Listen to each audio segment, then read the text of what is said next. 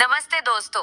आज मैं आपको एक शहर के खंडहरनुमा मकान की ऐसी कहानी सुनाने जा रही हूँ जो बेहद डरावनी भी है और दिलचस्प भी है। एक बहुत बड़े शहर के बीचों बीच एक पुराना बड़ा सा मकान था जो अब वीरान और खामोश पड़ा था। लोग उसे भूतिया हवेली के नाम से जानते थे। मकान की दीवारें जगह जगह से टूट चुकी थीं, खिड़कियों पर जाले लगे थे और दरवाजे पर जंग के निशान थे। उस मकान में कोई सालों से नहीं गया था और जो गया वह कभी वापस नहीं लौटा। रात होते ही उस मकान से अजीब सी आवाजें सुनाई देने लगती थीं। लोग कहते थे कि उस मकान में एक खूबसूरत प्रेत आत्मा रहती है जो लोगों को अपनी मोहिनी मूरत दिखाकर आकर्षित करती है।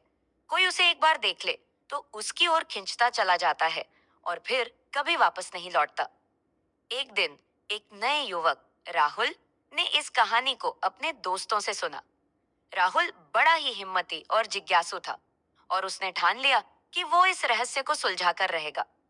उसके दोस्तों ने उसे बहुत समझाया। राहुल, उस मकान के अंदर जाना खतरनाक है। हम सब ने सुना है कि जो भी अंदर गया वो वापस नहीं आया। लेकिन राहुल ने उनकी एक न सुनी। उसने कहा, मुझे इन झूठी कहानियों में यकीन नहीं है। मैं खुद देखूंगा कि आखिर इस मकान में ऐसा क्या है।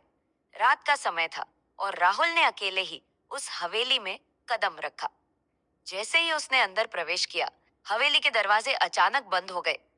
अंदर का माहौल एकदम ठंडा और सन्नाटा था। उसकी हर एक कदम की आहट गूंज रही थी। टॉर्च की रोशनी में दीवारों पर धुंधली सी परछाइयां नजर आ रही थीं, जो धीरे धीरे हिल रही थीं, जैसे किसी की सांसों से थरथरा रही हो। राहुल ने ध्यान से देखा कि सामने एक सुंदर सी परछाई खड़ी है। धीरे धीरे वो परछाई एक खूबसूरत महिला का रूप ले लेती है।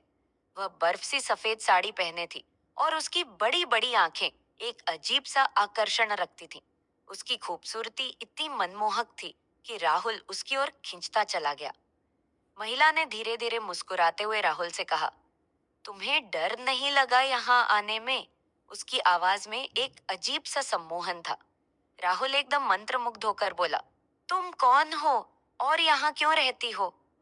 महिला ने कहा, मैं तो बस एक अकेली आत्मा हूँ जो साथ की तलाश में यहाँ रहती है। कोई मेरे पास आए तो वो मुझे छोड़कर नहीं जा पाता। राहुल को उस वक्त समझ नहीं आया कि वो किस मुसीबत में फंस चुका है, लेकिन उसकी आंखें उस महिला के चेहरे से हट नहीं रही थी। महिला ने अपने हाथ बढ़ाए और धीरे धीरे राहुल की ओर बढ़ी।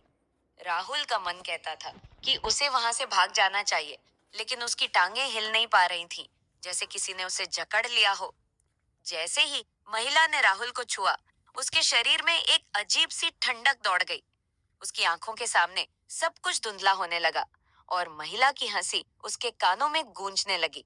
वह समझ चुका था कि वह अब इस मकान का एक और कैदी बन गया है जो इस जगह से कभी वापस नहीं जा पाएगा।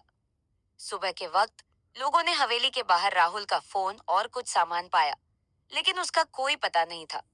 शहर में एक बार फिर ये बात फैल गई कि उस भूतिया हवेली में जो भी जाता है कभी वापस नहीं आता। कहते हैं अब रात के अंधेरे में हवेली की खिड़की से एक नई परछाई झांकती है। शायद वो राहुल ही है जो अब उस प्रेत आत्मा के साथ हमेशा के लिए कैद हो गया है और हर आने वाले को अपने पास बुलाने के लिए इंतजार कर रहा है। अरे यार, कहानी आपने देख लिया, सुन लिया। अब हमारे चैनल को लाइक, शेयर और सब्सक्राइब करें। यम शॉप कई यम फ्री है। फिर मिलेंगे। नमस्ते।